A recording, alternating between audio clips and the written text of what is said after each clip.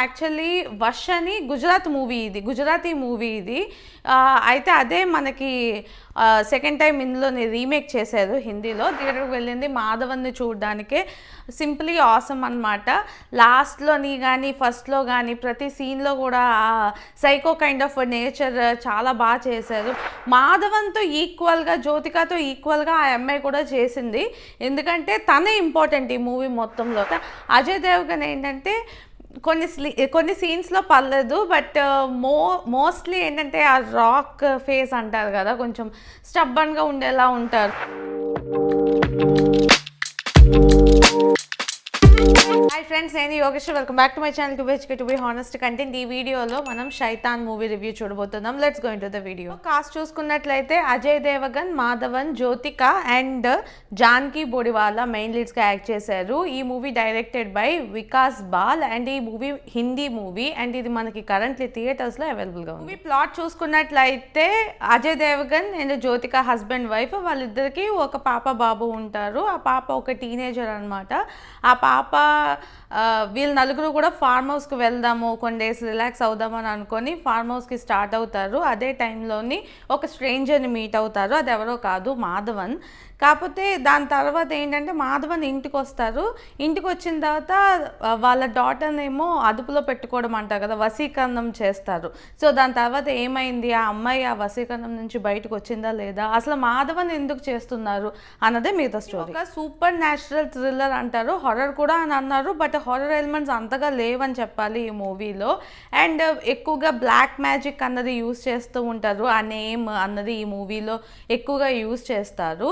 And ఈ movie first half second half చూసుకున్నట్లయితే first half మనకి స్టార్ట్ అయినప్పటి నుంచి చాలా ఎగ్జైటింగ్గా ఉంటుంది. అంటే అదేంటంటారు, చాలా ఇంట్రెస్టింగ్గా వెళ్తుంటుంది అనమాట. ఎందుకంటే అసలు ఎందుకు వశీకరణం చేసుకున్నాడు, అసలు ఎందుకు అలా టార్చర్ చేస్తున్నాడు, ఇంకా చాలా చాలా ఎలిమెంట్స్ అందరూ మనకి ఫస్ట్ హాఫ్లో చూపిస్తారు. సో అదంతా ఇంట్రెస్టింగ్గా ఉంటుంది. సెకండ్ హాఫ్ వచ్చినప్పటికి కూడా ఇంట్రెస్టింగ్గానే ఉంది, బట్ ఏంటంటే ఫస్ట్ హాఫ్లో ఆల్రెడీ మనం చూసినట్టే అంటే డిఫరెంట్ థింగ్స్ ఉంటాయి, కాకపోతే సేమ్ వేలోనే వెళ్తాయి అనమాట. అంటే మాధవన్ శాడిజం అన్నీ అలా చూపిస్తూ ఉంటారు. దానివల్ల నాకు సెకండ్ హాఫ్లోని ఒక 20-25 మినిట్స్ కొంచెం స్లో అయినట్టు అనిపించింది. అలానే క్లైమాక్స్ కూడా బాగుంది, బట్ కొన్ని చేంజెస్ ఉంటే బెటర్ అనిపించింది. సో ఫస్ట్ హాఫ్ బాగుందా, సెకండ్ హాఫ్ బాగుందా అంటే ఫస్ట్ హాఫ్ కొంచెం డిఫరెంట్ ఎక్స్పీరియన్స్ ఇస్తుంది అండ్ ఎంగేజింగ్గా కూడా ఉంటుంది. సో ఫస్ట్ హాఫే బెటర్ అంటే. దీనిలో పర్ఫార్మెన్సెస్ గురించి మాట్లాడుకోవాలనుకుంటే ఫస్ట్ నేనైతే మాధవన్ గురించే మాట్లాడతాను. నేను కూడా థియేటర్కి వెళ్ళింది మాధవన్ని చూడడానికే.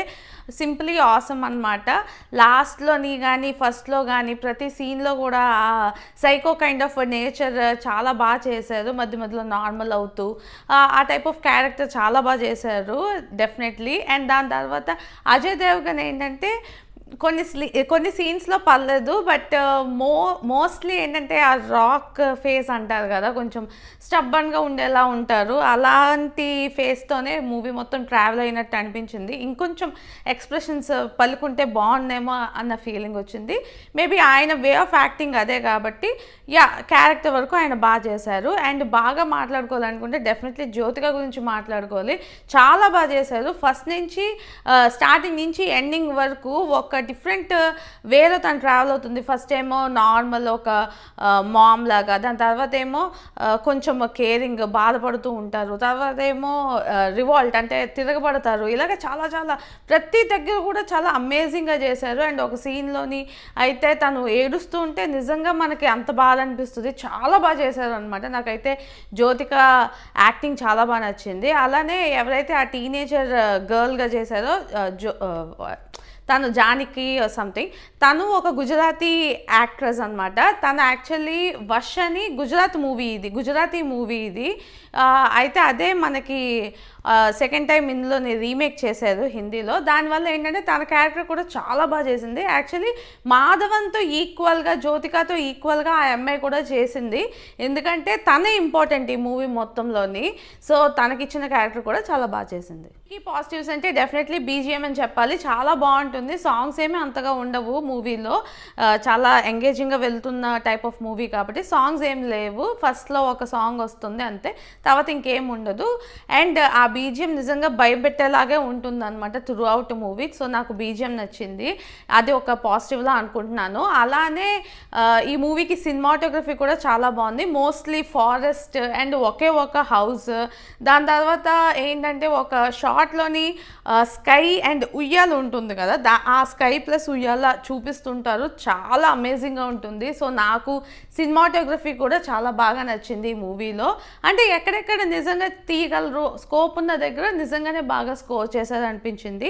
అండ్ డెఫినెట్లీ ఇంకొక పాజిటివ్ అంటే కాస్ట్ అని చెప్తాను. కాస్ట్ అండ్ పర్ఫార్మెన్సెస్, జ్యోతిక కానీ ఆ అమ్మాయి ఎవరైతే జానిక తను కానీ మాధవన్ కానీ చాలా చాలా బాగా చేసేది అనిపించింది.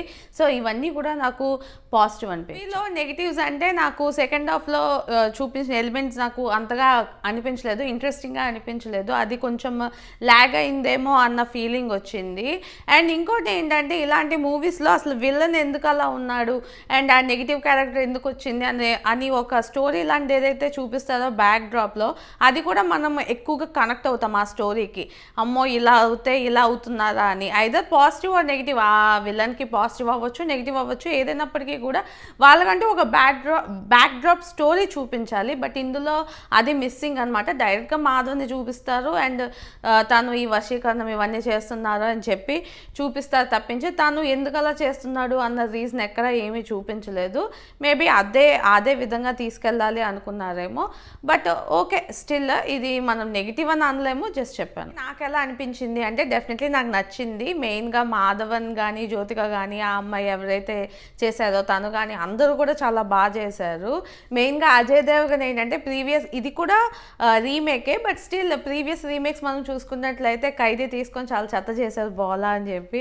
ఇంకా అలా 3-4 movies past Ajay Devgan movies చూస్తే అంతగా నచ్చలేదు నాకు. దృశ్యం 2 ఆబ్వియస్లీ అది కూడా రీమేకే, బట్ స్టిల్ అంత లెవెల్లో ఆ రీమేక్ వెళ్ళలేదు అని నేను ఫీల్ అయ్యాను. డెఫినెట్లీ ఈ మూవీలో ఎటువంటి పిచ్చి పిచ్చివి ఏమి పెట్టకుండా చెత్త ఏమి చేయకుండా చాలా నీట్గా తీశారు.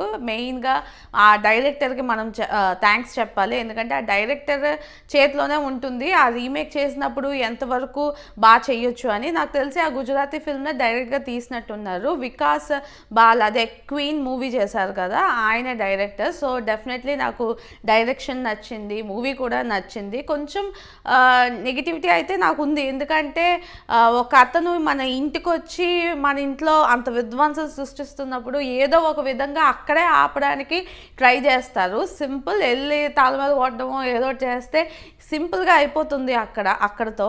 బట్ అలా కాకుండా ఆ మూవీ అన్నది ఫస్ట్ నుంచి ఎండింగ్ వరకు ఆ 2 hours వెళ్ళాలని చెప్పి ఇంకా స్టార్టింగ్ నుంచి ఎండింగ్ వరకు మాధవన్ని అలాగా చూస్తూ ఉండడం నాకు ఆశ్చర్యంగా అనిపించింది. ఇవన్నీ సినిమాలోనే జరిగితే బయట అయితే అటో దెబ్బ ఇటో దెబ్బ వేసి చంపేస్తారు అన్న ఫీలింగ్ వచ్చింది. మేబీ ఆ అమ్మాయి వశంలో ఆల్రెడీ ఉంది కాబట్టి మళ్ళీ మాధవన్కి ఏమైనా అవుతే ఈ అమ్మాయిని మనం మామూలుగా చేయలేమన్న కాన్సెప్ట్లోని మనకి చూపించేది స్టార్టింగ్ నుంచి అన్ని వరకు. Still it is a good movie, చూడాలనుకుంటే చూడండి. ఇది ఓన్లీ మనకి కరెంట్లీ హిందీలోనే అవైలబుల్గా ఉంది థియేటర్స్లో. Maybe Telugu and Tamil dub చేయొచ్చు అంటున్నారు, బట్ నాట్ ష్యూర్, చూద్దాం. మీ ఫ్రెండ్స్ అండ్ ఫ్యామిలీతో షేర్ చేయండి. ఇలాంటి మంచి మంచి వీడియోస్ మళ్ళీ చూడాలనుకుంటే నా ఛానల్కి సబ్స్క్రైబ్ చేసుకోండి. This is Yogeshwari signing off to be honest.